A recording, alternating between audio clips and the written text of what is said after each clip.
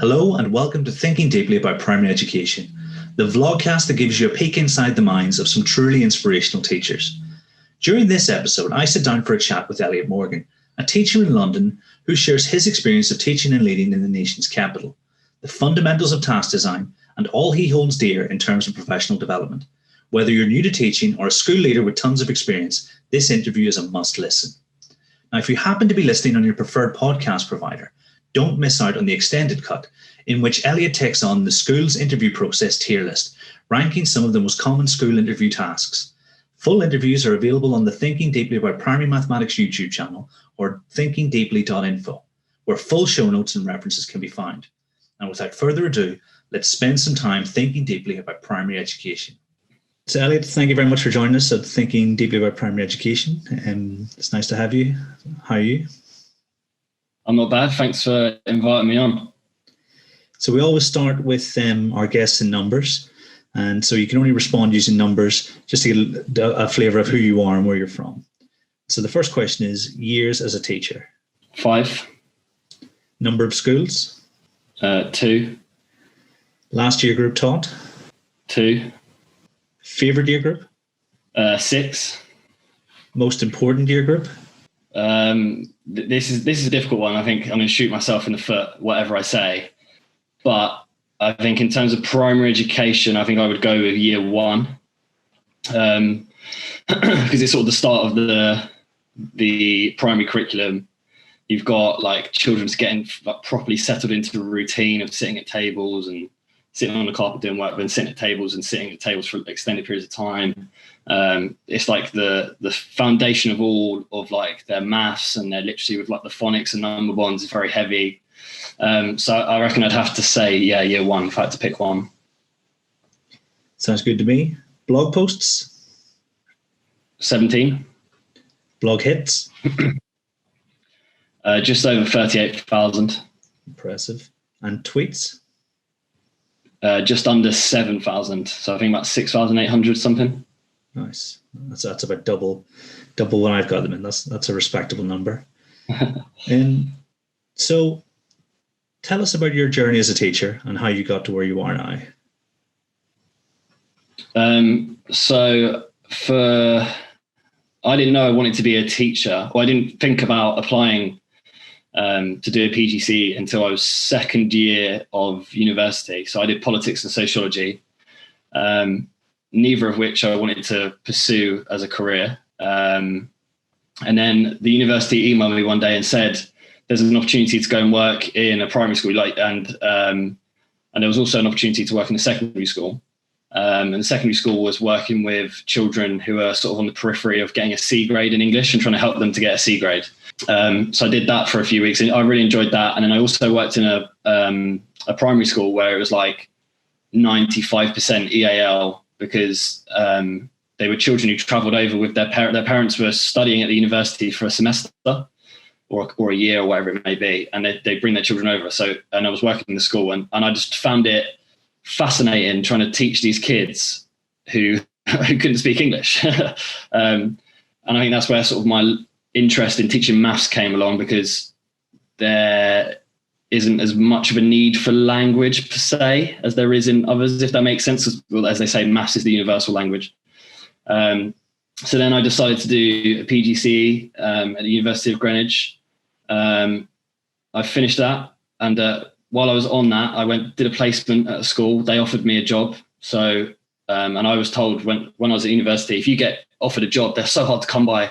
There's a job shortage and all this stuff. So I panicked and I just said yes, I took it on. I did my NQT year there. I enjoyed it. I didn't think the NQT year was as hard as people had made it out to be, this mythical sort of challenge. And I just didn't see it. I think I built it up in my head, basically what people had said. And I didn't find it as difficult as what I thought had led myself to believe. And then another school that I worked at as on my university placement contacted me and said, a year 6 opportunities come up, as well as leading maths. Would you be interested? And I thought, well, you always told maths and English are the big subjects. So I sort of jumped to the opportunity. So I went to my second school. I was a maths lead there for 4 years. I taught in year 6, year 5, year 2. I was a lead practitioner, so keeping up to date with research and informing all the rest of the teachers about it, training other teachers in it, that sort of stuff.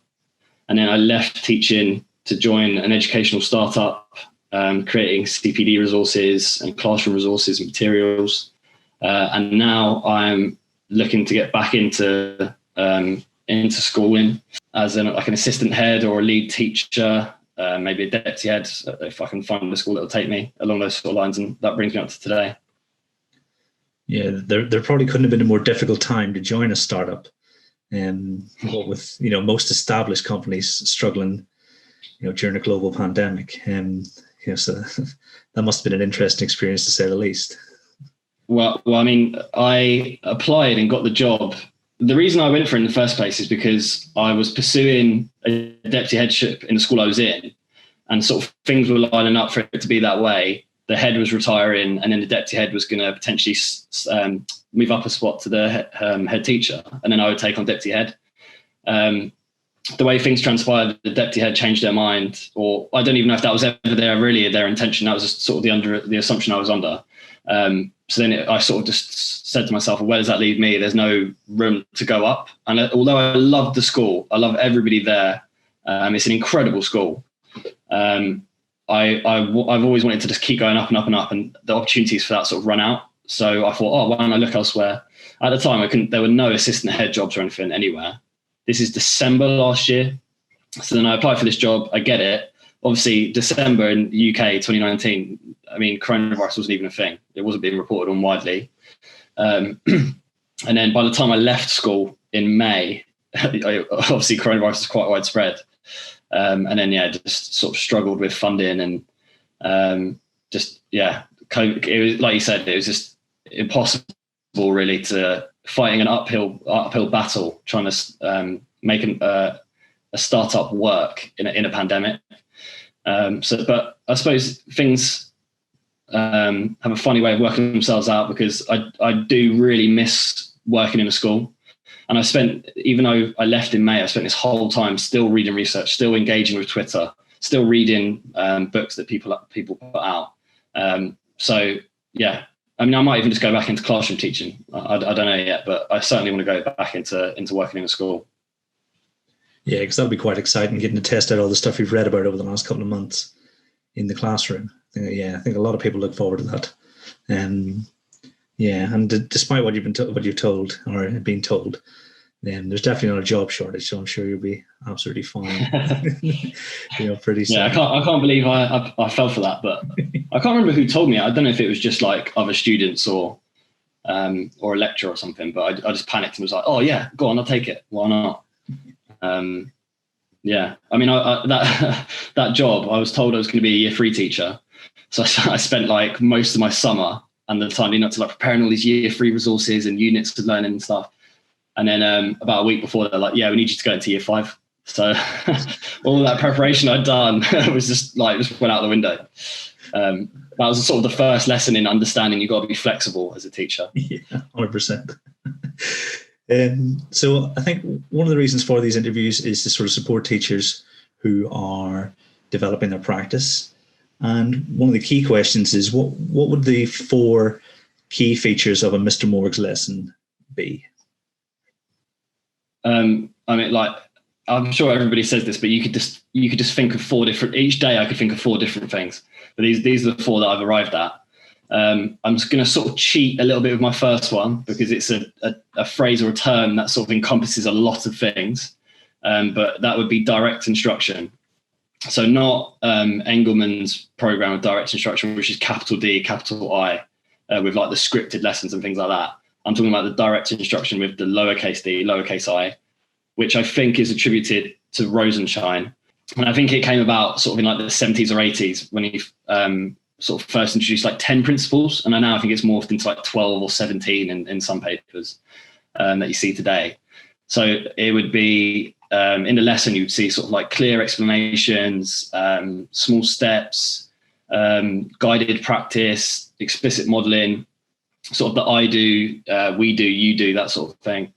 You wouldn't see sort of discovery-based learning in my lessons, which I know a lot of people are going, oh, he's a trad. Oh no, burn the witch. But I'm very traditional in that sense, in my view of teaching. But I think it's potentially in a Rosenstein paper, or somebody talking about Rosenstein, where they say the most successful teachers spend the most time talking, more time talking, more time explaining, more time asking questions, more time correcting errors, more time modeling, more time guiding, and so on. And then only letting learners go on to the independent practice once you're sure that they're ready to do so. So that would be my first thing. I know that that's a lot of little things in one, but it's an umbrella term, isn't it, for a style of instruction, I suppose. My second thing would be explicit vocabulary instruction. So I've only ever worked in London in schools that have high EAL percentages. So vocabulary instruction, I've always found, has been particularly important. And it sort of has the benefits of it are sort of twofold, because not only does it help to build their vocabulary and sort of for these EAL children, to keep them, build their vocabulary, to keep them sort of in line with their peers. But the beauty of vocabulary is that it can also act as sort of this retrieval cue. So you're looking at morphology and etymology all the time. If I use a maths example, the one I would think of is vertere, which is the Latin which means to turn. And it's where we get the word vertex from. So I imagine a lot of primary school teachers, when they're teaching the term vertex in maths, we would say it's a corner, or it's where two edges meet. But the children are just sort of expected to remember the word vertex there. But if we look at the etymology of it and we understand that it comes from vertere, which means to turn, suddenly the idea of getting to a vertex in a shape, I understand it's a point where I can turn around it. If I'm going around the perimeter of the shape, there's a bit where I turn. So the word vertex sort of becomes easy to understand there. There's something more to latch onto, to remember. And then when I'm looking at dividing fractions later on in year 6, I think it comes in, doesn't it? And I'm looking at the word invert. I need to invert the fraction, and that's the same root word.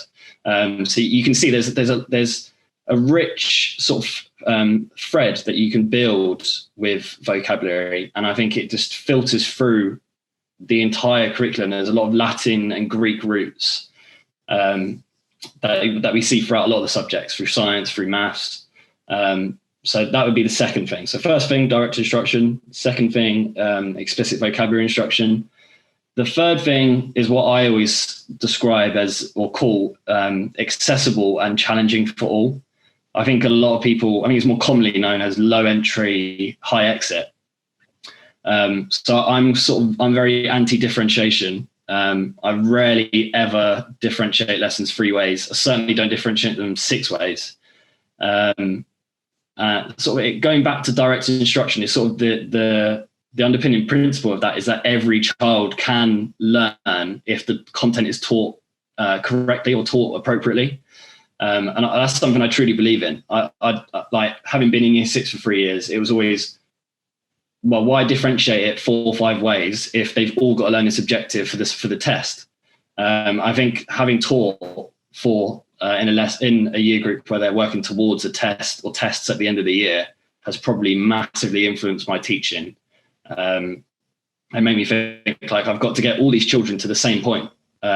Obviously, some children will have more depth in their understanding, and some children will be higher attainers and some children will be lower attainers. I fully understand that.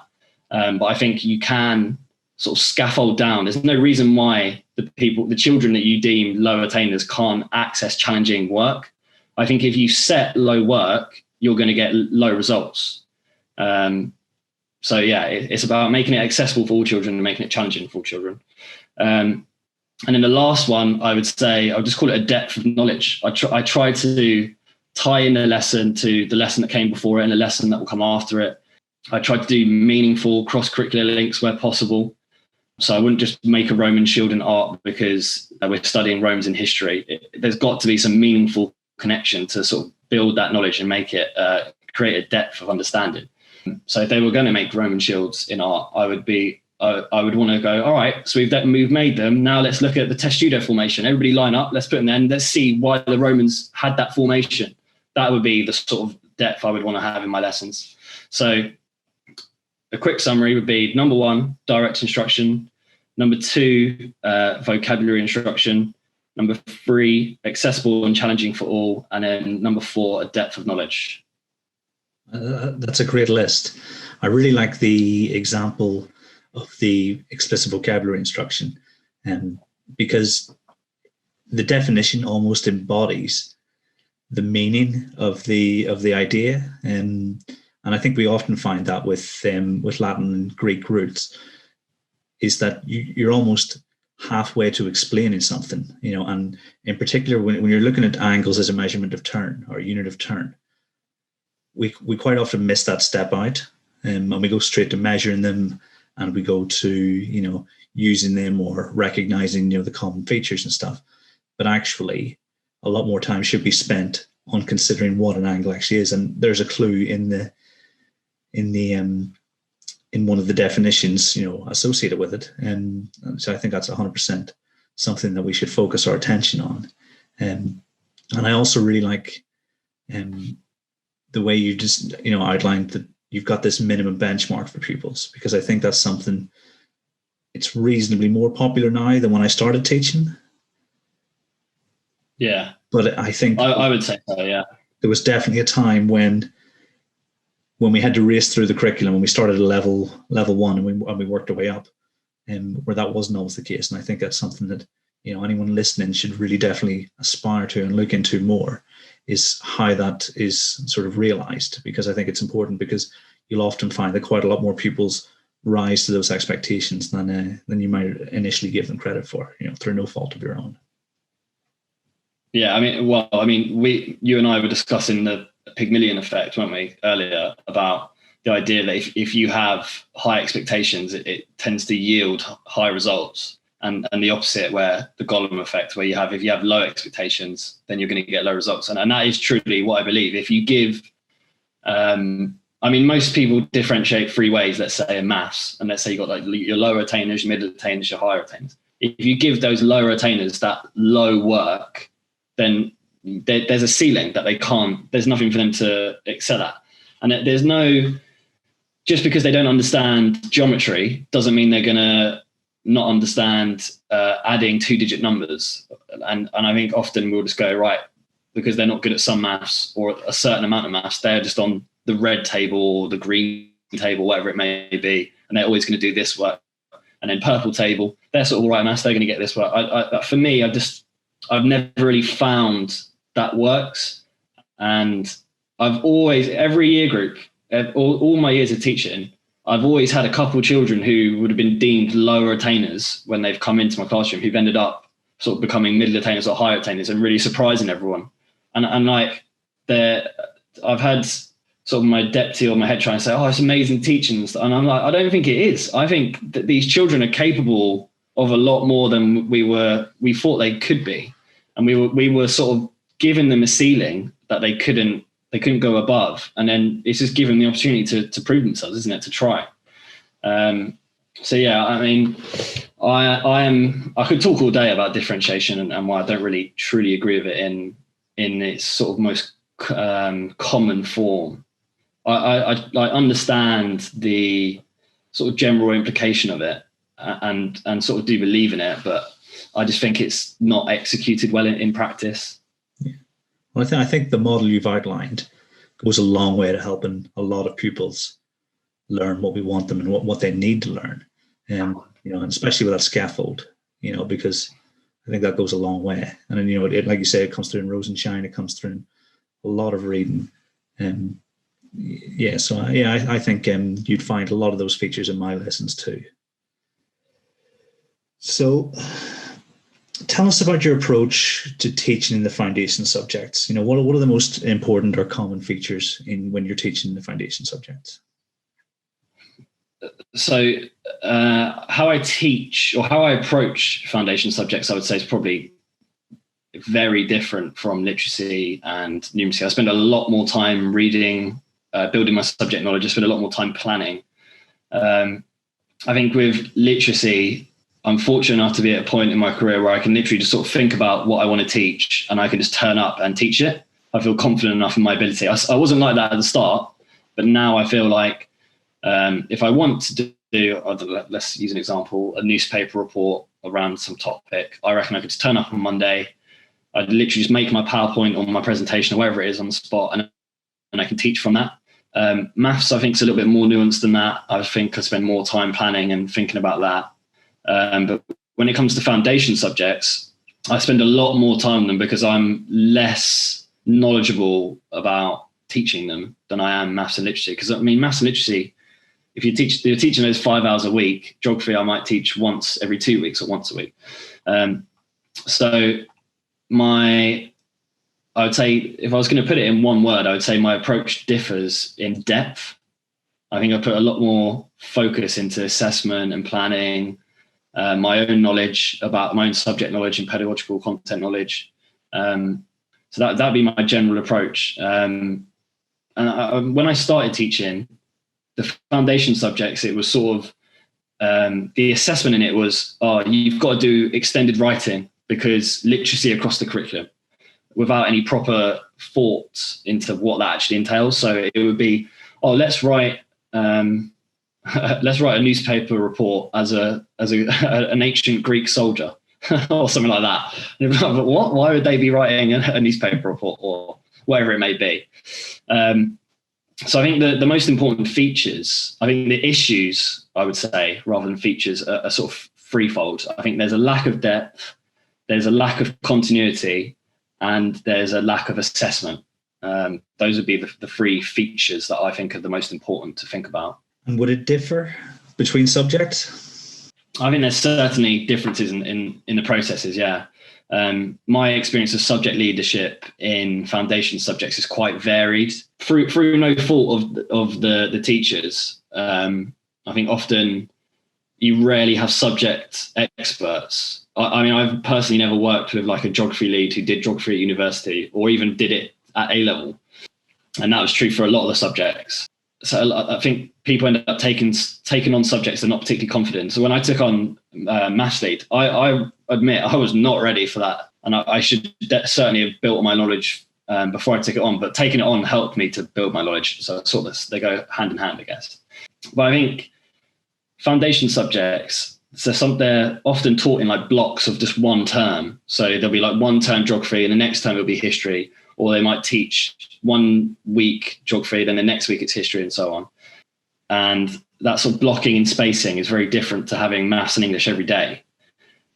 One issue with foundation subjects is that curriculum narrowing has occurred because of SATs, and that's limited the depth of knowledge in the foundation subjects. And while I do think we are moving away from that as a nation of schools. We are focusing on the wider curriculum, the broad and balanced curriculum and so on, whatever people want to call it. I think we have to acknowledge that curriculum narrowing did occur and probably to some extent does still occur in some schools. I mean, at the moment, it's sort of happening unintentionally because of COVID. A lot of schools are focusing on the core maths and English, and understandably so. I mean, I would be doing the same if I was a leader in a school right now. So curriculum narrowing, either through intentionally or unintentionally, has occurred, and that has limited depth. I think in timetabling the foundation subjects, I think they've often taken a back seat. If something's come up, or what, you might have just been like, I'll teach that geography lesson next week and then do something else, wherever it may be. Something's come up, it'll be the first thing to go. So the foundation subjects, a lot of them have been an afterthought. We need to address that in making sure the timetabling, the allocations are safeguarded. I mean, we need to make sure that we've got ensuring that depth happens, that depth is taught, and that only happens by making sure it is timetabled and not ignored. I think we need more depth in subject knowledge as well. I know I certainly do, because in year 6, I can teach year 6 maths, and then if I drop down to year 3, I can pretty much teach year 3 maths without having to give too much thought into what's changed. Obviously, the children are different age and the requisite knowledge is different and so on. But in terms of subject knowledge, I would say I feel quite confident going from teaching year 6 maths to teaching year 3 maths. The same isn't true of teaching ancient Greece and then having to go and teach ancient Egypt. I need to focus on my subject knowledge more there. And I think another sort of process or thing that's different is with assessment. Assessment in the foundation subjects isn't as obvious, or it's not as systematic. We're not as systematic in our approach to it as we are with literacy and numeracy. I mean, in maths, children do a test. In literacy, they do a long piece of writing. And we've got those interim assessment frameworks to work from. But we don't have those for the foundation subjects. So that's something that we've got to acknowledge as well. I think pedagogical content knowledge is very different. If I was to teach a modern foreign language, I think there'd be a lot more focus on talk and how talk is used in the classroom. Whereas if I was teaching art or DT, I might allow for more experimentation in learning and how the children go about learning the content. So yeah, there are certainly a lot of differences. And as a primary teacher, you've just got to be a jack of all trades, don't you, and a master of none. And yeah, I suppose that's what I would say is there are a lot of differences. I suppose you could talk about it for hours, couldn't you? Yeah. And does your planning process take account of any of those pitfalls? You know, for instance, like the assessment and... Yeah, definitely. I mean, I think I'm very different in how I plan compared to the average teacher. I think I spend way longer than most people do. It's just the way I've always done it. When I've compared plans with other people, they can just have one line and they can work from that. Great. I wish I could do that. And like I said, with literacy, I feel like I can. But where that subject knowledge, it needs to be so strong, I think I spend a lot longer thinking about how I'm linking things together and so on. So I certainly have much bigger plans than I normally would. And I wouldn't normally write a medium-term plan for maths or literacy, but I do with foundational subjects. So those three issues I said, depth, continuity, assessment, those are things I would think about. So depth, I would read up on the subject. I mean, I taught Grade 5 of London last year, and I honestly hadn't thought about it since when I was taught it. So I spent an entire PPA just reading, watching documentaries, thinking about, as I was reading it and watching these documentaries, how can I turn this into a lesson sequence and so on. I would think about the substantive and the disciplinary knowledge. So not just building on the facts around Grade 5 London, thinking about our historical understanding of it, the cause and effect and the consequence and the chronology of it, which doesn't come as naturally for me as I would say it does in English and maths. And then, yeah, pedagogical content knowledge, what is particularly relevant in this individual subject. Whereas, again, maths and literacy, because you're teaching them daily, you don't need to think about it as much. I suppose it's probably more a subconscious part of practice now. It's just something we do and we don't need to pay as much attention to. It's sort of, we're fluent in that. And so continuity, aside from the pieces of knowledge being taught and how they link back, I would also think about specific concepts, how they're being revisited and embedded. So history, we're talking about like civilization, monarchy, medicine, crime and punishment. How am I making sure those concepts are frequent and how they refer back to? So not just individual pieces of knowledge, but concepts as well. And I would think about certain topics and themes. Children might not have learned about them for a long time. It could be a term, it could be a year. If I use science as an example, I know that's not a foundational subject, but children learn about electricity in year 4, and then the next time they learn about it is in year 6. That's a big gap. Thinking about how to have that continuity between what they've learned previously and what they're about to learn and what they'll go on to learn, it is a big part of the planning process. And for continuity as well, I suppose I'd also think about those cross-curricular links we talked about. So not pseudo cross-curricular links where like just doing a Roman shield in art, doing cross-curricular links that build on a depth of understanding.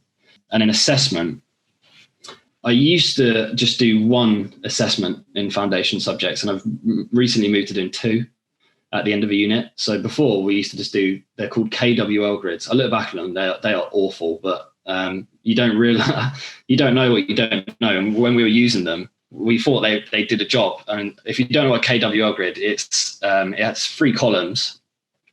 The first column's K, so know. Second column is W, which is want to know. And then the last one is L, which is learnt. So in the first column, at the start of the unit, they write what they already know about a topic.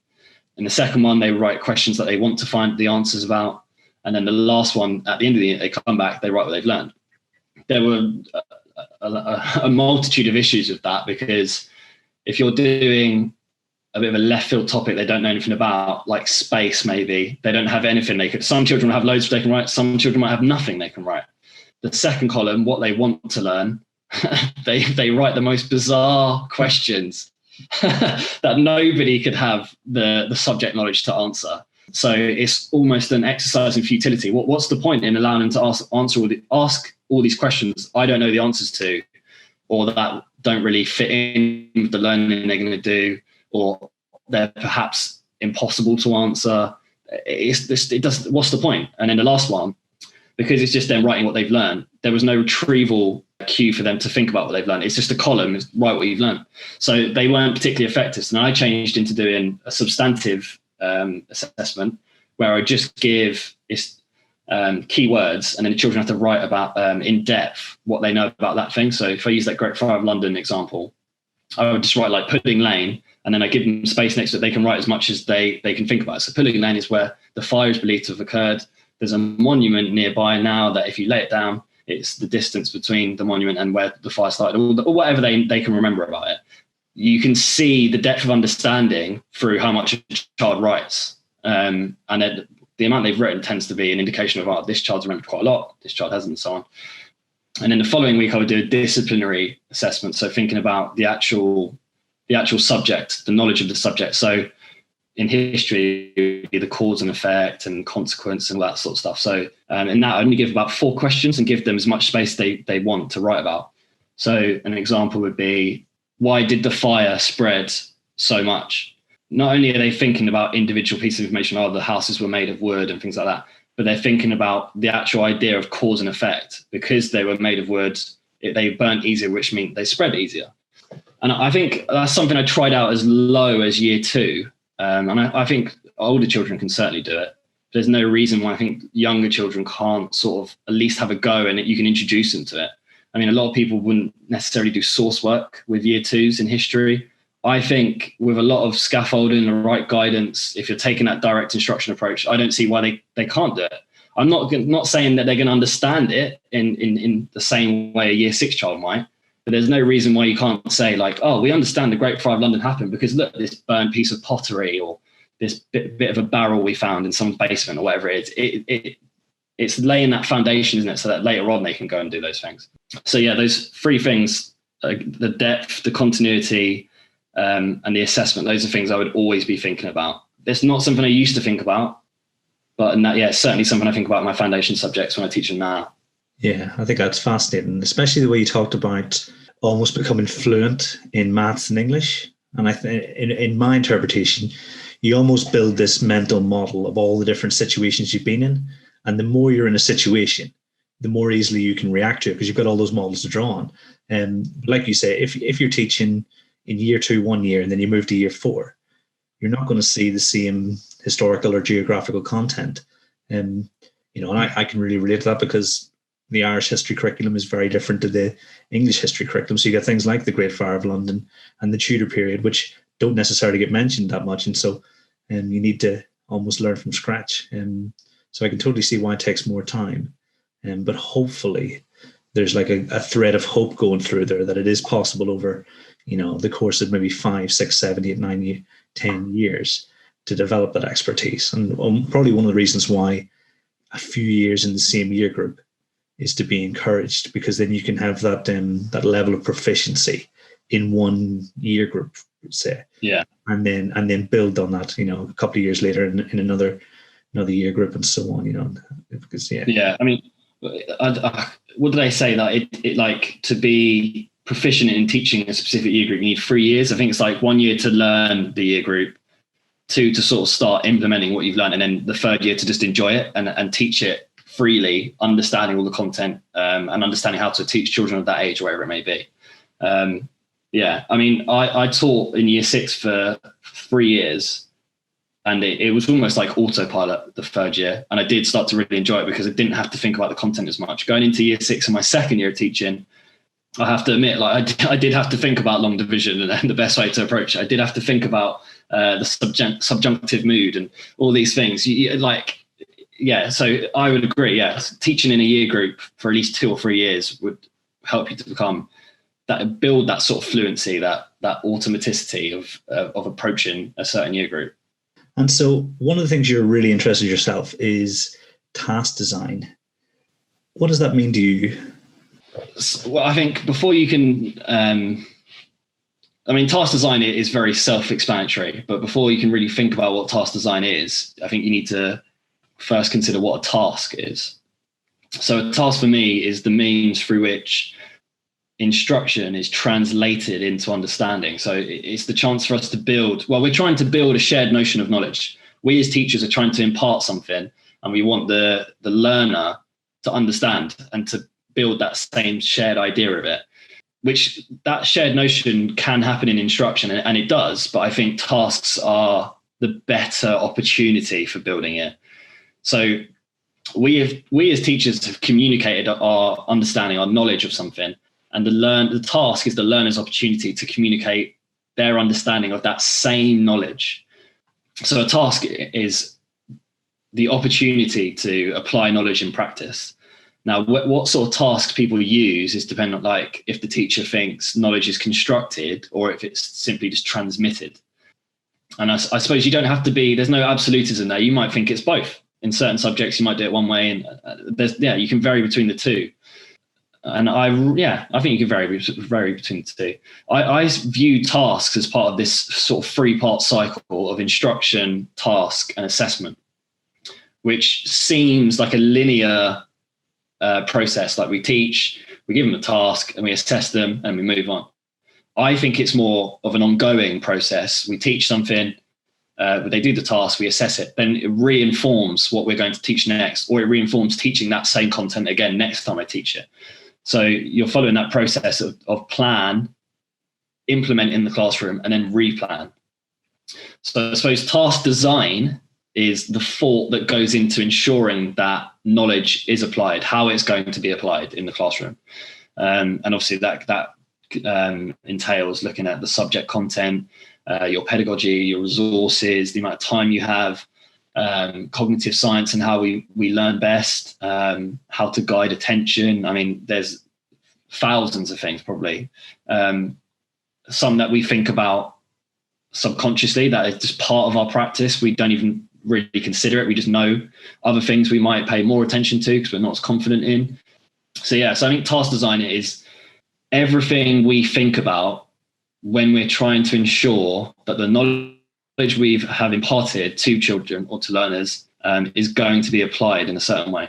I think I tripped myself out as a So task design is everything we think about when we're thinking about how knowledge is going to be applied after we've instructed learners about it.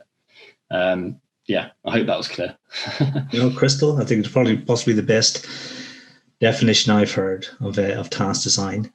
And are there any features that really well-crafted tasks contain? So any commonalities that you think this is a really good task, and you can tell by its sort of features? Yeah, I mean, as I said, they're like, if a teacher thinks knowledge is constructed or a teacher thinks knowledge is transmitted, that could completely change the sort of task they use. So one teacher, if they're following a sort of constructivist view of learning, might have a lot of discovery learning and things like that. Whereas if somebody is following a sort of behaviorist approach, it might be very rote learning, memorization, and so on. So there's differences in tasks, but I do believe there are sort of general principles that underpin what a task is that all teachers consider. So, for example, a task is an extension of the instructional phase. So the task is informed by the instruction, what we have said to the children, what we have taught them. So every teacher thinks about how the task links to their instruction, whether it be discovery learning or not. Tasks also have a desired end result. It's a goal-based activity. The teacher, when designing the task, has thought about what they want the learner to achieve or to understand. And sometimes that might be explicit.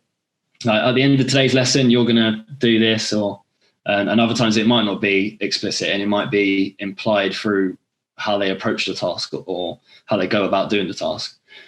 Yeah. So first of all, I'd say teachers understand that tasks are an extension of the instructional phase and how they link back to it. teachers understand that their tasks have a desired end result. And then speaking about end result is probably the next thing. So we can limit it, we can bring it down to sort of this dichotomy. I suppose it could be a false dichotomy. People might want to argue with me, but I see it as product or process. Those are the two end results we think about when we're thinking about what we want our task to achieve.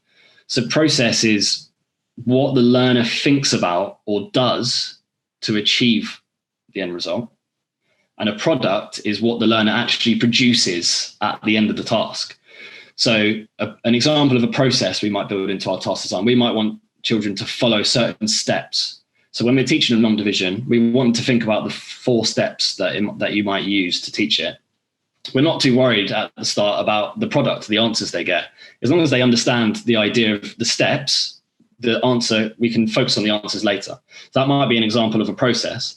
But if we were to flip that round and focus on product, we're focusing more, and I want those children to get the correct answers to these long division questions. So it's what they produce at the end of this task. And then when we have a process or a product, I suppose there is another sort of commonality of task design is that there is a specified methodology that we want the learner to follow or to enact. And sometimes we might make that explicitly clear. So yeah, with long division, first of all, you need to divide, then you need to multiply, then you need to subtract, then you need to bring down. We've specified that to them. Other times, that methodology might not be explicitly stated, and we want them to think about prior learning maybe. So if we say, if we give them a question in history, analyze this source, we want them to think about when they've learned about analyzing sources before. I don't need to tell them, right, first you look at this, first you look at the date, then you look at who said it or whatever it may be. So sometimes we explicitly state that methodology and other times we don't.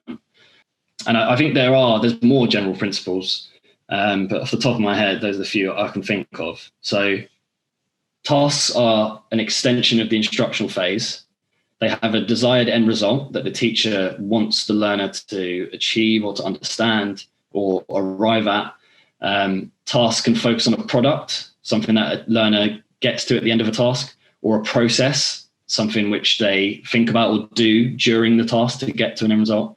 And then also a way of approaching a task, like there's a methodology to tasks.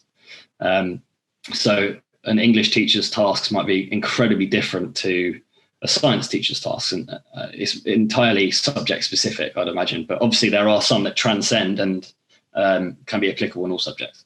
I hope that's clear, because this is a lot of reading, and like as I'm writing my book on it, this is just all these things are flooding through my head. So I'm sorry if that didn't come across entirely sort of cohesive and coherent in my explanation. But as I'm talking about one thing, another thing's coming to my head, and as you can see, I do find task design quite interesting. No, I think it's both fascinating and it's really clear, because almost you can see a thread run through where it's all about the competency of the pupils involved. That will have a very big impact on the type of task you design or choose for the pupils. It doesn't feel like something that you're going to be able to improve overnight. So how can teachers get better at designing tasks? I would agree it's not something that can change overnight, but then any meaningful change in teaching often isn't something that happens overnight, is it?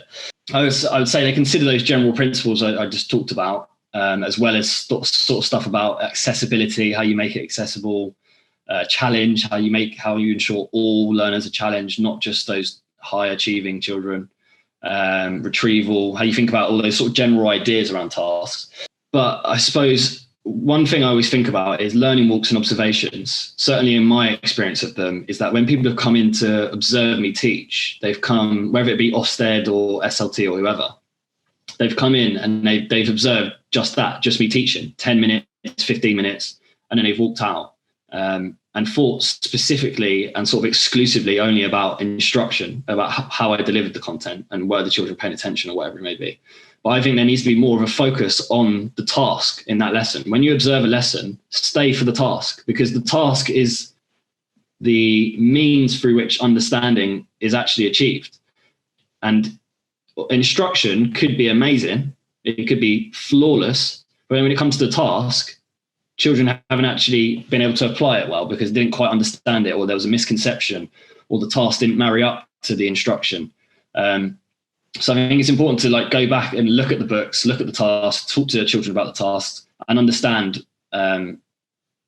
through that more about task design, and not just focus so heavily on teachers' instruction. Another thing, which I think is a bugbear of mine, I've talked about loads and it really annoys me, is sort of this romanticized view of education that fun equates with learning. And in my mind, it doesn't. Fun is not a proxy for learning. Children, learners, whoever it may be, they need to be engaged, yes, because if we don't have their engagement, if we don't have their attention, we're not guiding their attention, they're not going to learn. If they're distracted, they're not going to learn. I do agree with that. But I do not believe that fun activities automatically means learning. Does that mean that you can...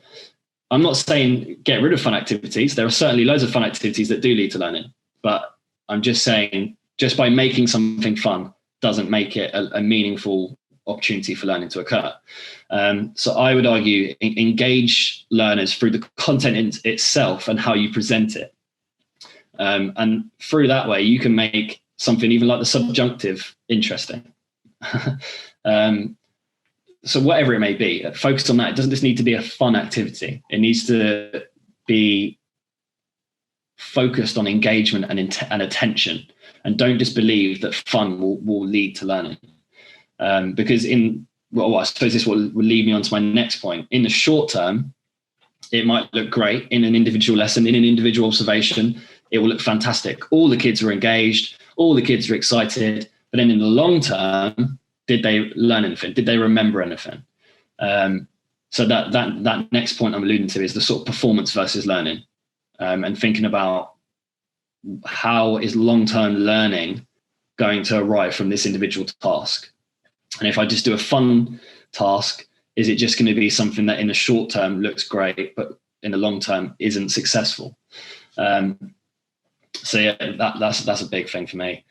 Another thing would be lethal mutations. So lethal mutations, the idea of just we as a profession tend to take something on that we read in a book or we hear on a course and we run wild with it, and it starts to mutate and becomes completely different to its original intention.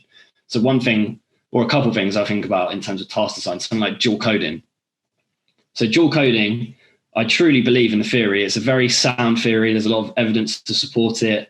A lot of what Ollie Cav and Adam Box or who else have said is very useful stuff. But a lethal mutation of it is you see worksheets with 30 different icons on them. And then we're not thinking about, is it conducive to the learning? Or is it making the task, is it hindering the learning? So if I've got 30 icons on a page with loads of text, there's just too much going on. Is it cognitive overload? Is it split attention? Am I struggling to focus on one thing because there's so many things? So dual coding's one. Another one would be retrieval practice.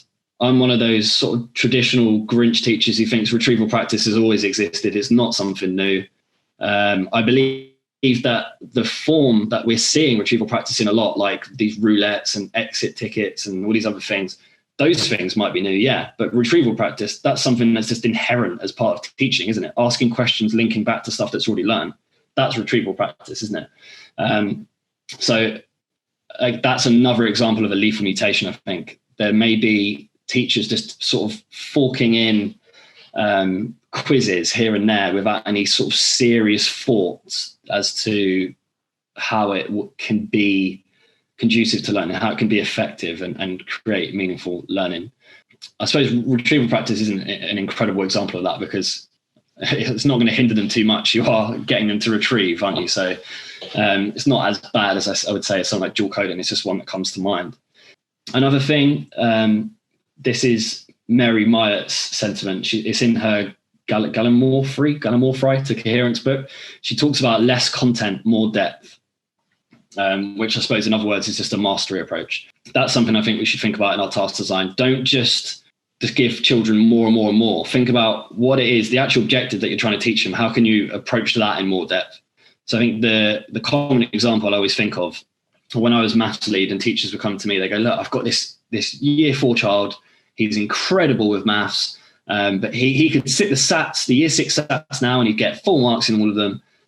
I've been giving him year 5 work, but I'm running out of content. And there's a big debate there. Do you give them year 5 work if they can access it? Or do you think about the year 4 content they're meant to be learning and approaching that in more depth? I mean, I suppose you'd be a lot more knowledgeable on that debate than I would. I certainly see the good points on both sides. I think personally, I would want to focus on the depth of the year group they're in than approaching just giving them year 6 content, because, well, they don't get the depth in the knowledge that you want them to have. But also when they get to year 5, when they get to year 6, what are you going to do? What if you've got a year 6 teacher and they need to start giving them key stage 3 or key stage 4 content, which they don't know, they're not comfortable in teaching? I certainly, when I was in year 6, wouldn't want to be giving a child GCSE maths because I don't remember a lot of it. It's been, last time I thought about it was in my GCSEs, a lot of standard deviation. So I wouldn't want to be giving them stuff like that. So yeah, less content in more depth. Think about how can you break stuff down into smaller steps, and then approach it in a way that even the most knowledgeable children are challenged and given more depth in whatever it is you're trying to teach them. Another thing we could think about is using good models for our task design. So there are loads of fantastic resources and materials out there. There's loads of high quality textbooks, which I know you spoke about in your book, which are incredibly useful. And textbooks, I think, are really good for sequencing in particular. They can be very good for breaking stuff down. They can be very good for differentiation if you like to use it.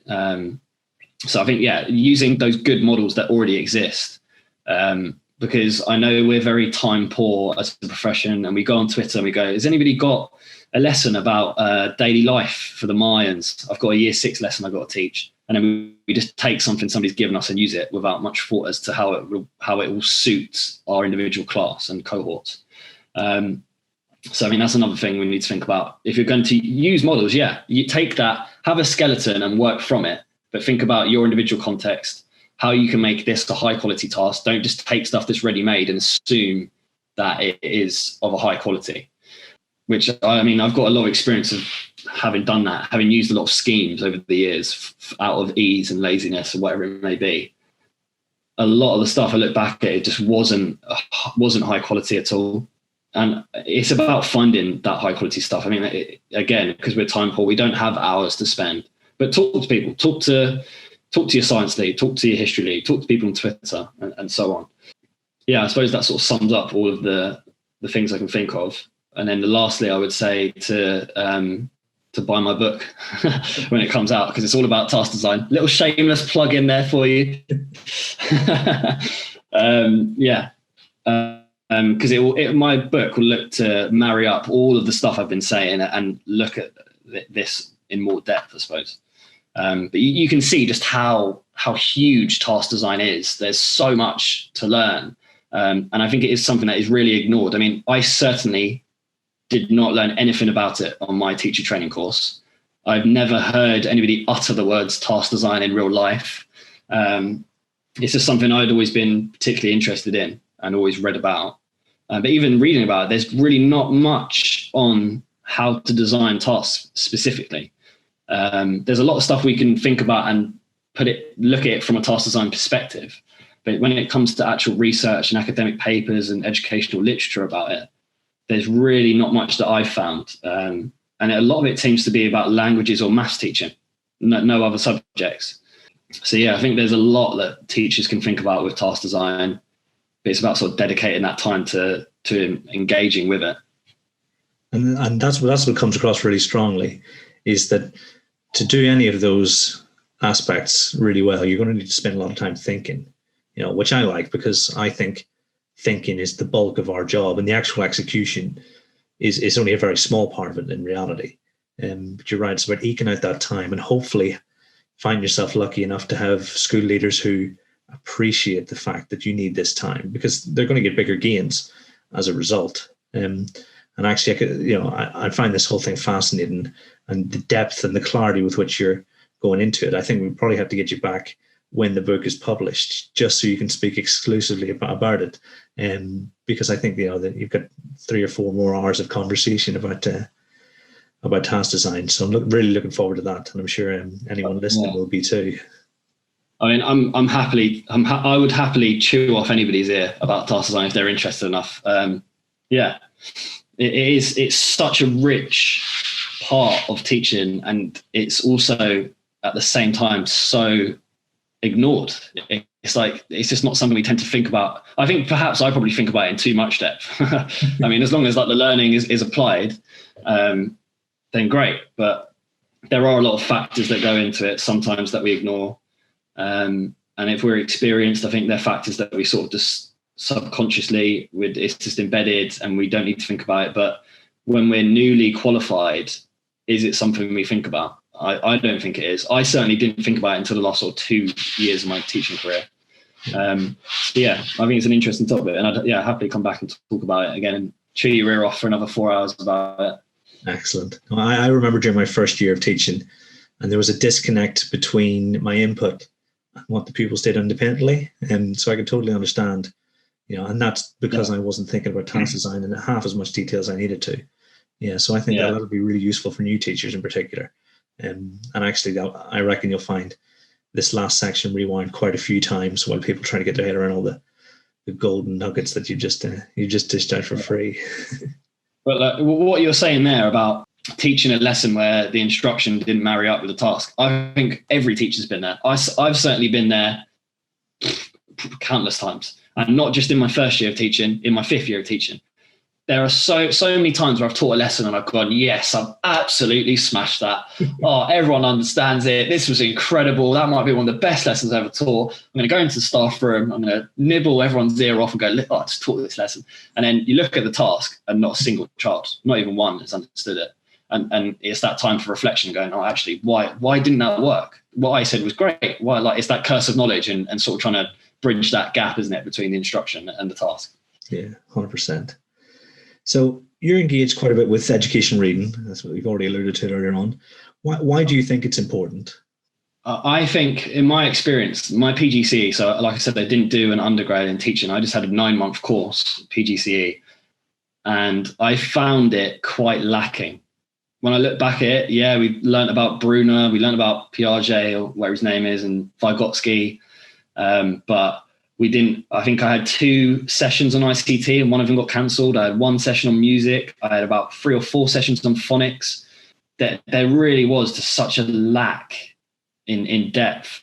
There was just so much more to find out about. I mean, and when I came into the professional starry-eyed, you think you know it. You think you know a lot of it, and you just don't. You don't know what you don't know. And it's only as I read more and more, my eyes just get opened further and further. And it's important because no matter how good you are, you can always be better. You can always develop. You can always understand more. And that's true of even somebody who's been teaching in the same year group for 15 years, or someone who's even taught for 50 years, however long it is. You can always improve. There's always new things being discussed. Like, that's the beauty of Twitter. Every week we're discussing something different. And I've been on it for a couple of years, and I don't feel like conversation ever runs dry. It never does. I suppose a lot of it comes down to the idea, people differ on the amount here, but that you're not an expert until 10 years in. I've heard some people say 5, some people say 10, some people would argue longer. I think if we split it down the middle and say 10, I think 10's a good amount. And I feel like the amount I know now compared to what I knew in 2015 is just mind-boggling how much more I know. And not just through the experience in the classroom, which is where you gain a lot of your understanding and your professional practice, your understanding of it, but also through what I've read, who I've spoken to.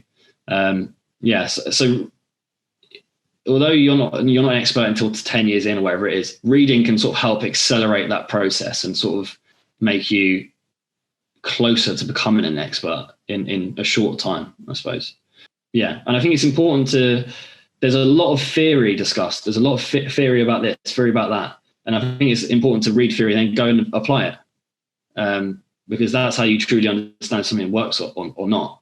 And I think often we're quick to implement stuff that we've heard works in a school somewhere, and we implement it and it doesn't work. And we need to think about that sort of cultural relativism where just because it works in this school where it's a one form entry Catholic school in inner London with 95% EAL doesn't mean it's going to work in a 4 form entry in the countryside. So yeah, I mean, this is there are just a never ending list of reasons why it's important. I hope there's a few I've said there. Yeah, I think there's so many reasons. I don't think I could bring it down to one. I think it's a multifaceted thing to think about. There is so much to think about, and every week I'm reading something that makes me think, oh, I never thought about it that way, or I've never heard of this. So yeah, there are just countless reasons why it's important. And how do you find the time, while you're teaching? Because time is definitely a premium. How do you find the time for education reading? So I am one of those pathetic people who asks for books about education for Christmas gifts and birthday gifts and so on. I got like 3 or 4 books for Christmas. I think for me, it's a hobby. It's something I enjoy doing, and I spend a lot of my free time on Twitter or discussing with colleagues. And I don't think it necessarily needs to become a hobby, but I think it needs to become habitual. It needs to become a daily, if not weekly process, something that you do engage with. And obviously there are some weeks that we're busier than others. There are some weeks where we're planning and doing work on a Sunday and we just simply don't have the time, but it's about ensuring, it's just like the foundation subjects we talked about earlier about safeguarding that time. And I think it's important, building from that, it's important that leaders give that time, acknowledge that time, and not just go in, read this blog. Here's a blog to read for this meeting. Well, that is useful, yes, but also giving them time. But I mean, I know one school buys books. They ask each teacher for which book they want to buy, and they buy it, and then you just have like a CPD library. I think every school should have a CPD library. I think that should be sort of like a statutory thing that everybody has to have, because we are a reflective profession. We only develop through reflection, through discussion, through reading regularly. And I think it's important that management and leadership acknowledges that and gives us that time for reading. Because I know there's certainly schools out there that expect a lot without giving you that opportunity, giving you that time to do so. So I'm not entirely helpful in answering this question, because I do find it, for me, it is a hobby. It's something I enjoy doing. I've got a lot of friends who also enjoy doing it, and we discuss a lot. But there's no reason why anybody can't do that. So yeah, that'd be a good piece of advice, I reckon. Just find something you're interested in and reach out to people. Twitter is great for that. There are whole sections of just subject communities of like just geography community, and they just talk about geography or just reading. And there are whole accounts dedicated to just an individual subject, or just safeguarding, or just being a Senko or whatever it is. So yeah, the material's out there. It's just about finding that time to engage with it, isn't it? And I think if schools do give their teachers time, because I've read about studies where they look at how many teachers have engaged with academic reading since they left university. And, you can get as much as 75% haven't read anything more than a pamphlet. And I think it is, like in Thinking Deeply, I talk about finding 5 minutes between the kids going and starting your first job, in the afternoon. But really, if your leadership team are mandating and saying, okay, here's your reading time, A, it's on your employer's time. B, everybody's going to get better as a result, or even gain motivation, even if you can't implicitly outline this is why they're better. It's all part of that process, isn't it? So I think that's pretty good advice. So hopefully any school leaders are listening, they'll be able to say, right, it's time to find 15 minutes before a staff meeting, especially those staff meetings that could be emails, replace those with a read. Yeah, exactly. I mean, yeah, you cut down instead of having an hour-long staff meeting, go, here's half an hour, we need to read this academic paper or this bit of research or this blog, wherever it is, and then we're going to have a half an hour meeting and we're just going to talk only about this. We're just going to discuss this. That is certainly one way of doing it. And so that ties really well into the next question, which is about the Research Thunderbolt. So obviously the moment the scales fell from your eyes and you awoke to a new dawn, what paper was it for you? So the paper I'm going to pick is something I think I've probably mentioned a few times. It's something I think about a lot now, but I only heard about it in my third year of teaching. And I was doing my dissertation for my MA, and I was reading about subject knowledge. And I came across this paper called Those Who Understand Knowledge Growth in Teaching. And it's by, I think he's named Lee Shulman. And basically what it sort of illuminated for me is that this interaction between subject knowledge and pedagogy is a lot closer than I thought, but also understanding that they are indeed uniquely separate and not mutually exclusive. So basically his central point in the paper is that strong subject knowledge does not equate with successful teaching, which was the assumption a century ago. And arguably recently when we have academies and you can have untrained teachers, experts, you can have experts come in and teach. So you can have a good musician comes in to teach music, but just because they're a good musician doesn't mean they're going to be a good music teacher. And that's something the paper talks about. And he sort of created this taxonomy of subject knowledge, and he expanded on teacher knowledge, or he sort of expands on what subject knowledge is. So he talked about content knowledge, which is sort of the general subject knowledge, the substantive information and knowledge about a subject. Curriculum knowledge, which I suppose in the modern context is understanding the wider curriculum, how to make cross-curricular links, the curriculum materials you're going to use, how prior and future knowledge is linked, and how the knowledge you're teaching now is contingent on the knowledge that's come before it. But then the key bit, this next bit in that taxonomy, which I am referring to, which was really the light bulb moment for me, is what's called pedagogical content knowledge. And this is sort of thinking about the most useful forms and examples and analogies in a particular subject. It's sort of this amalgamation of content and pedagogy that only teachers understand, and it transcends through different subjects. I suppose if I was going to define it, I'm going to do myself a disservice here because I haven't read the paper for a while, but my understanding of it is just understanding that each individual subject has understanding each individual subject has its own sort of conditions and guidelines and sort of disciplinary knowledge for teaching it. So the way that you go and teach English is going to be entirely different to the way you teach science, and science is different from art, and art is different from languages. And I just sort of like, even though I probably was teaching subjects differently, because that's how they demand it, I'd never really thought about it that way. And at the time, I was completely unaware of the concept of disciplinary knowledge. And this was sort of the gateway into reading more about that and understanding more about disciplinary knowledge. So yeah, that for me, it was the first time I sort of really started to consider having an understanding of how learners at different ages and different backgrounds understand different topics at different times and different year groups and so on. The paper does a lot better explaining it than I've just done. So yeah, do go and read it, because he discusses a lot of stuff in that. But that was the one particular bit in it that I'd never come across before that really, really intrigued me, and it was the light bulb moment. I can really relate to that. I remember when I first started teaching, I was convinced that the more you knew about a subject, the better you could teach it, and that subject knowledge had to be the most important thing. And now the things that were most counterintuitive back then are the things that I believe most strongly now. And so that's a perfect example of where I've had my ideas changed completely.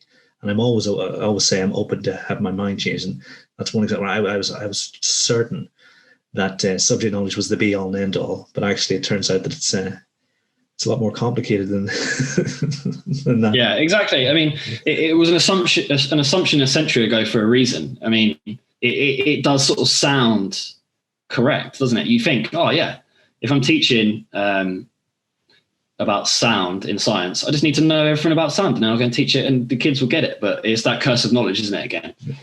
Yeah. And like, that is something that I don't know why that's not discussed. It could be discussed on Pgces here and teach. I shouldn't tar them all with the same brush. I should take a step back there and say I was never told about it, and it's something I think should certainly be on every teacher training course. Yeah. Well, I could barely remember being trained. It's been so long, so I couldn't possibly comment with any accuracy on whether or not I was taught it. So what about a paper that every primary teacher needs to read? What would you recommend? Well, I'd do myself a disservice if I didn't come at this from a task design angle. So I'm going to have to say it's a paper from 2015 called Performance versus Learning. In fact, I don't think it's called that. I think it's called something. It might have a much longer name, but it's about performance versus learning. If you search performance versus learning 2015, Soderstrom and Bjork, it will come up. And I think that's the same Bjork who's talked about sort of desirable difficulties and the theory of disuse. He's a great cognitive scientist who's talked a lot about those areas. The reason I think every teacher should read it is because what I talked about earlier, that sort of learning becoming romanticized, and everything has to be fun. If it's not fun, the kids aren't learning. I think that's a sort of byproduct of an era that's slowly fading. The vestiges are still there, but I think the vestiges are very strong and firm, and the teachers who believe in it are like, why can't it be fun?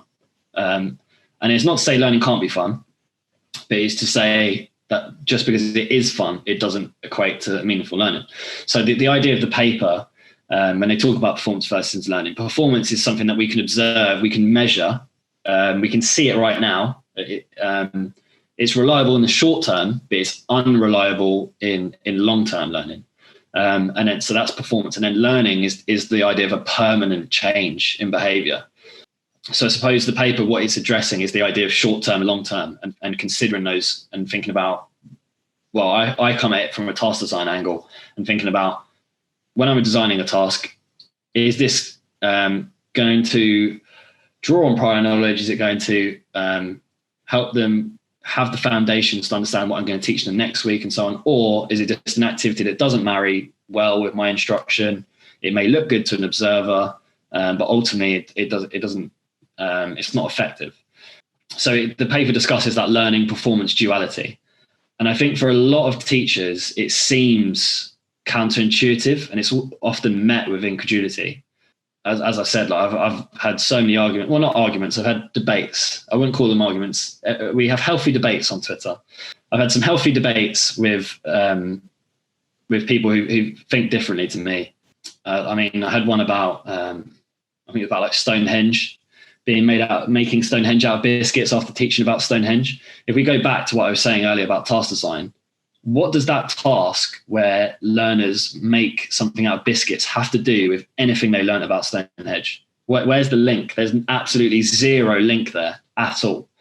And I suppose building on from that, you start to think about episodic memory. You ask them in a year and the kids go, oh yeah, we got to eat biscuits. We got to make Stonehenge out of custard creams. It was great. And you go, but what do you remember about Stonehenge? Very little, if anything at all. I mean, I could list tens of activities that are like that. And those activities for me sort of are a prime example of performance versus learning.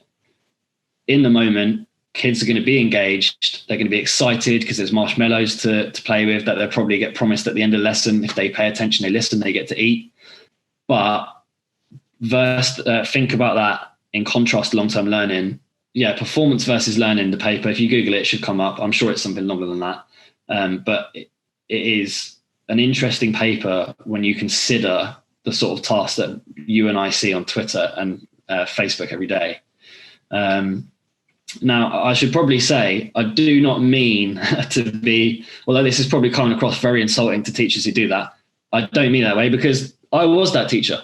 I definitely did tasks like that in my early years of teaching, 100%.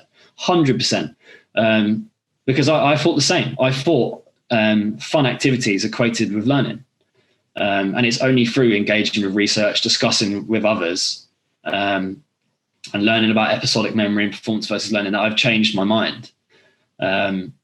So yeah, that would be the one paper I would suggest every teacher should read. Yeah, that's a great paper. And what I'll do is I'll make sure I've got the the link in the show notes when this episode goes out, so that anyone who wants to read it, and I think they should, can find that quite easily. So the last part of the show is the tier list. Now, you haven't seen the tier list we have in store for you. I haven't. Yeah, I can see it. Cool. So you're gonna have to remind me what each of these means, actually. Will do. I think I just do that generally for anyone paying attention, anyone listening at this point. Cool. So in the tier list, we're going to rank different education ideas. S is seminal, supreme. It's the absolute best. A is respectable. It's very, very strong, good. B is about average, and C is probably subpar. And I think for our tier list today, we're going to look at common tasks given during a school's interview. Oh, okay. So you haven't had foresight of these. And so the first one we've got is the written task. Where would you put that on our tier list? So this is teachers interviewing for a job. So anyone in the school, so teachers, school leaders, you'll find fairly typically a written task of some sort. Where would you rank that? I suppose this is entirely dependent on what the task is asking you to do. Because if you're asking an interviewee to write a task that they're never going to have to do ever in their daily practice, then it's completely redundant, isn't it? I suppose a common one, I know, like deputy head interviews and those sort of interviews, is writing like an angry parent has said something and you've got to write a response. So I suppose there's certainly logic in it if it is something that you would do in daily practice. So I would say that's respectable. I mean, I've had the fortune, I never really had to interview for my 2 teaching jobs because I worked at those schools for placement, so they knew who I was and knew everything about me. So I've unfortunately never had to do it. But I would say, I'd say that's respectable. Go for A. Right. Okay, first start. And it is totally subjective, so you can put them wherever you want. Number 2. Yeah, just remember that, listeners, there's no right or wrong answers. Number 2 is to assess the school improvement plan or divine the school improvement plan based on access to Raise Online or whatever the document is at the time. No, I would be, I'm not a fan of that, because how on earth can you truly understand the school improvement plan if you don't know the school? If you're interviewing for a school, you do not know it in the context that you need to be able to truly understand and develop a school improvement plan. You certainly could, for a task, look at Raise Online data and then give targets. But I don't think that is an incredibly useful task. I understand why schools would give that as a task. I mean, obviously, Ofsted come in and look at SIPs and think about whether they're effective or not.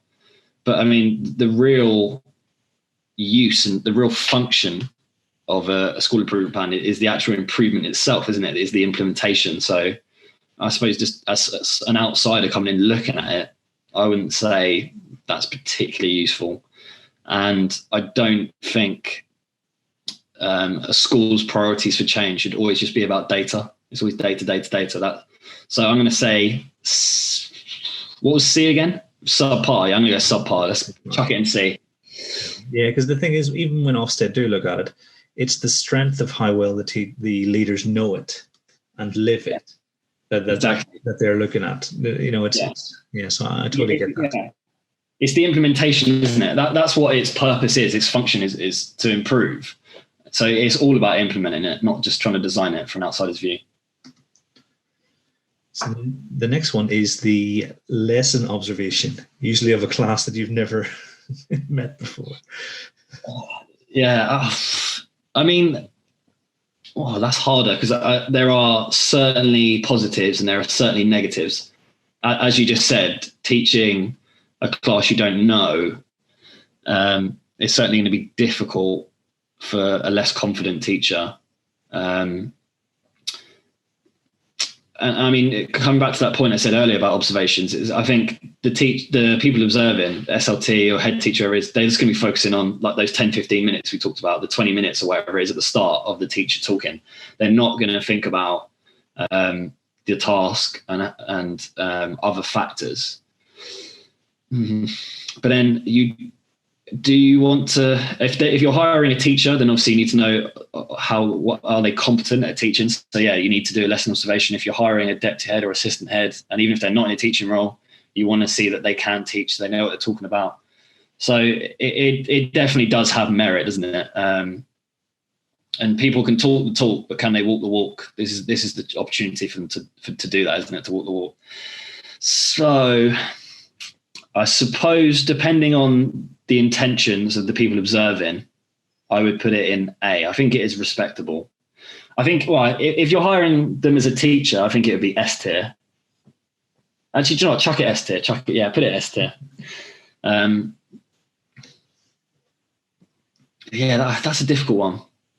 I think observations with the right intentions can be an incredibly useful tool. I just think the problem is often they don't have the right intentions. I'll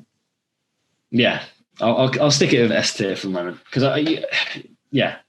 that's really fun. I put it in C.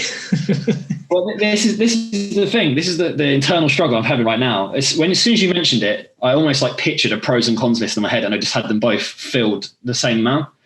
And I completely agree. It could go in C as well. But I think if I wanted to, I suppose you can always train people and you give them the CPD to help them to improve. But if somebody came in and they were great, they had a great CV, they gave it all, they had all the talk, but then they taught a lesson and it was just absolutely dire. Because like it could be, like we talked about earlier, a great musician coming in to teach a music lesson, but they don't understand how to teach. That would massively sway whether I'd want to offer them the job or not. So on that basis, I'll keep it as S. Yeah, no, like I said, it's your shout. I just thought it was funny that I put it the total opposite. But this is the beauty of professional dialogue, isn't it? And professional disagreement. We're both learning from each other here, just as we would on Twitter or wherever else. And then the next one is almost for your deputy heads doing the observing. Where would you stick that? So they're observing someone teach. I mean, if the deputy head's role is going to be something along the lines of teaching and learning or curriculum, then yeah, it should be incredibly useful, shouldn't it? Because that's what they're going to have to spend their daily practice doing. If the deputy head's come in to be pastoral or like admin based or something like that, then perhaps not as much. I'm going to say when we're thinking about primary, it tends to be more like you don't tend to have deputy head for pastoral unless it's a huge school. So let's say the deputy head is teaching and learning or curriculum. I think it is, I'd say that is a very respectable task because you need to know that they can approach staff with feedback, that they can, because that feedback might be good, it might be bad. So you need to, so it indicates more than just them observing, doesn't it? Because you're also seeing how can they go and then deliver that feedback. Yeah. Having put the other lesson observation in S, and you're making me doubt myself, I'm thinking I might put this one in A. But I suppose I can keep jiggling around, can't I? Let's stick this one in A because I think for what you're intending to find out, I think it does serve its purpose. So I would say that is a respectable task for doing so. Yeah. Because it just if you just give the deputy head a situation, you go, you've observed the lesson, you've noticed this, how do you go and say it to them? Talking about that in theory is not the same as delivering that to somebody because you never know how somebody's going to take feedback. Some people take it well. Some people always take it as a direct insult on how they teach. So I would want to see them actually deliver feedback to somebody honestly and see how they go about it and not just tell me how they would do it. Yeah, that's a really good point. I think even though it takes like 30 different people watching the same lesson to get a reliable judgment on the lesson, I think you can very quickly see what kind of things the applicant is looking at when they look at a lesson. Are they looking at performance? or have they got almost that finer eye for the things that are happening under the surface? So I think you can tell a lot.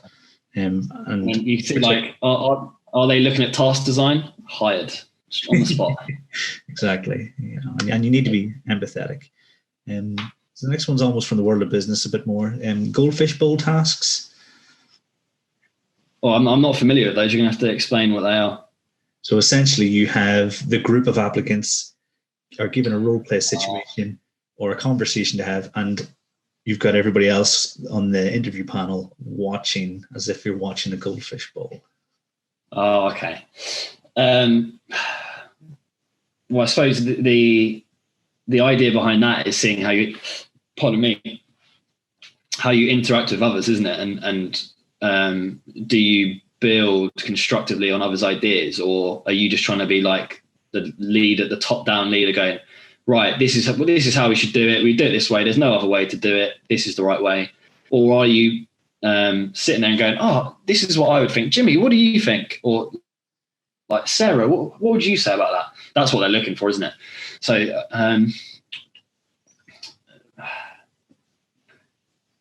I'm wary of it because I don't think it serves a sort of immediate function in what you're observing there and then, but it's not a realistic situation, is it? Because yes, a deputy head or interviewee will be talking in groups in their daily practice, but they're doing it in this sort of fake situation scenario that's specifically designed just for you to observe it. So I would put that in C. I'm not a fan of that. Yeah, I understand what he's trying to achieve, but I feel like that could be achieved just through talking to the interviewee, just interviewing them yourself. So yeah, I wouldn't be. I don't think that offers much. No, you're right. I think, and some people are incredibly confident. And like I said, I keep saying talk the talk, and they might come across great in that situation. But there might be somebody who's like a little bit, holds himself back a bit, a little bit, maybe more shy or not as confident or intimidated or whatever, but they might be a much, much better leader. Yeah. And it's sort of that traditional view of leadership, isn't it? The sort of, what do they call it? The single man theory or whatever, like this idea that a leader is always this confident man who comes in and saves the day. That's not the reality. That's nonsense. So yeah, I would say that's C for me. Yeah, I'm with you. It's too contrived, and the relationship dynamic between people is totally different when you're actually the deputy head in the school, or you're actually the head of science or maths, whatever. Those conversations are totally different than when you're. Well, I think. Sorry, I was just saying. I think if I wanted to achieve that sort of understanding of the applicant, I would just go, right, it's lunchtime now. We've set you up some lunch in the staff room. Go and enjoy. We'll see you in an hour or whatever. And then just see how they get on with the staff in the staff room. Do they engage with them? Do they talk to them? Or do they sit in the corner eating a sandwich? Yeah. Again, there's no issue if people like to have their lunch separately and don't like to. But I think that would be more of an indication of what I was looking for. Yeah. And also allows them to eat their lunch and sort of think they're not being interviewed when they are. Yeah, it's disarming. So yeah, I agree. I've had it a few times, and you're going to get a much more accurate picture of who the applicants are. So that's good. And then our final task is the actual interview, the spoken interview part of it.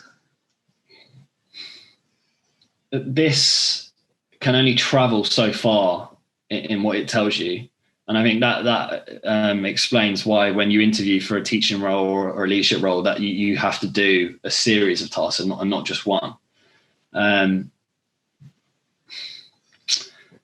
I think it's important to understand the person themselves, their character. And you can't understand their ambitions and their view. Well, you can understand their view and pedagogy through lesson observations and stuff. But it's like, I think it's great to just sit down and actually ask them.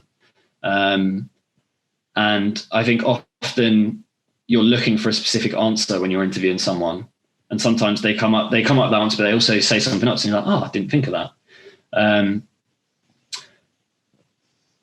I think on the reverse side, on the flip side of it, this is a chance for the interviewee to actually understand what the school's like a bit more.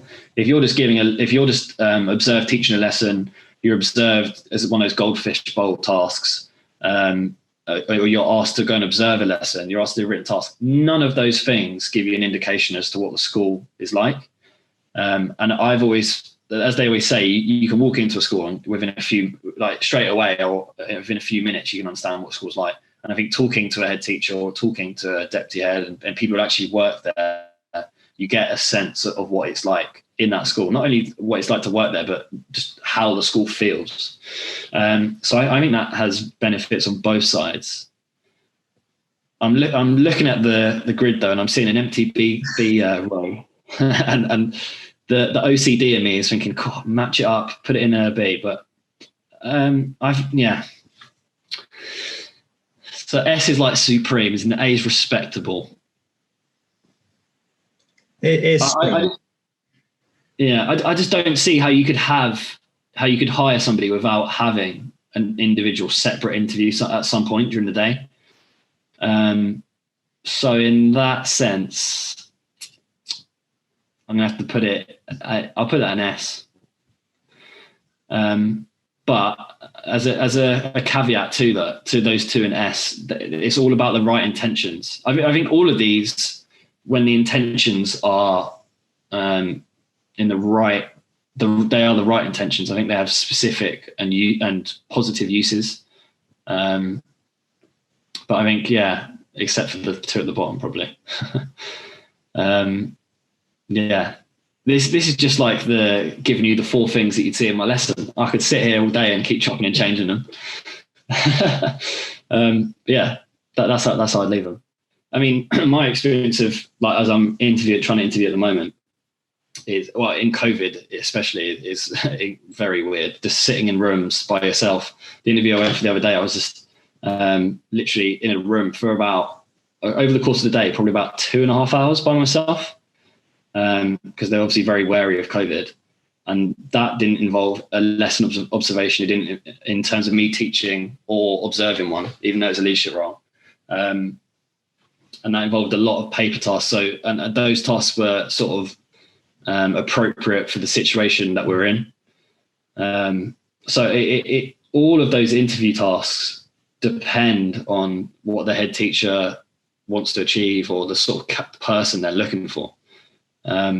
So I don't mean any offense to any listeners who have used those tasks and use them all the time. It's just my opinion. You're welcome to your own opinion. I think it's all about the intention, isn't it? Those tasks. That's what I would say. I think the real value in that conversation is for anyone who may be having their first interview and they're getting a heads up of what to expect, and almost people who've been through it before. And discussing it. So I don't think anyone who's designing interviews will take any offense at all. But it's been an absolute pleasure talking to you. Thank you very much for sharing your thoughts on task design, on reading, and on teaching. And good luck with the book. And do come back when it's published, and then we can talk about task design a whole lot more. Excellent. Thanks very much for having me. I really enjoyed it. It's been great. And there we have it. A truly fascinating chat full of superb insights into the world of primary education. If you've enjoyed this episode, please like, subscribe, follow, or leave a review, depending on where you're listening. And if you have any questions for any of my guests, head over to the Thinking Deeply About Primary Mathematics YouTube channel and leave a comment and let the conversation continue long into the night. Until next time, thanks for listening.